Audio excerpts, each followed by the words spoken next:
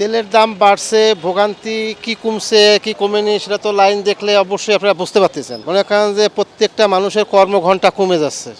এই সময়টা একটা মানুষ যদি শ্রম দিত, কাজে করতো, সে এই সময়ের ভিতরে 200, 500, 1000 টাকা ইনকাম করতে পারতো। এই দাম বাড়ছে, বাড়তি নিয়ে যদি এই ভোগান্তিটি নাও থাকতো তাহলে মানুষের ভিতরে স্বস্তি ফিরত। আবার এই যে দামটা বাড়ালেন, সাধারণ মানুষের দিনমজুর খেটে খাওয়া মানুষের অবস্থাটা কোথায় যাবে, দ্রব্যমূল্যের অবস্থাটা কোথায় যাবে, এটা কি সরকার কতটুকু বিবেচনা করছে? সরকার বাহাদুরি জানেন। এটা হচ্ছে আমাদের দেশে তেলের দাম বাড়ানোর জন্য প্রথম থেকেই এরকম একটা করেছে, তারা প্ল্যান করেছিল। এই জন্য মনে করেন যে তারা এখন তেলের দামটা বাড়িয়ে দিছে, এখন তাদের স্বপ্ন পূরণ হয়েছে। এখন হয়তো বোঝা যাচ্ছে যে এই তেলের দাম যদি এইভাবে থাকে তাহলে হয়তো মনে করেন যে তেলের সংকট থাকবে না। আমাদের বাঙালি তো এই যে মনে করেন যে আমি আসছি নিজের গাড়ি নিয়ে তেল নেব, কিন্তু অনেকে আছে পরের গাড়ি নিয়ে এসে তেল নিয়ে ঘরের ভিতরে থুইকে তেল দিচ্ছে 300 টাকা লিটার, 400 টাকা লিটার এভাবে বিক্রি করতেছে।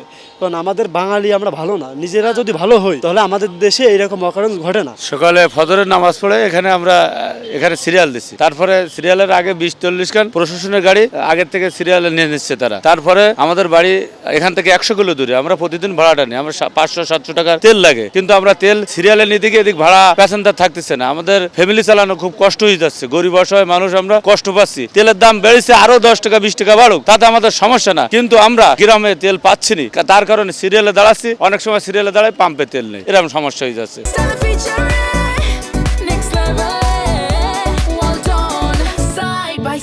Free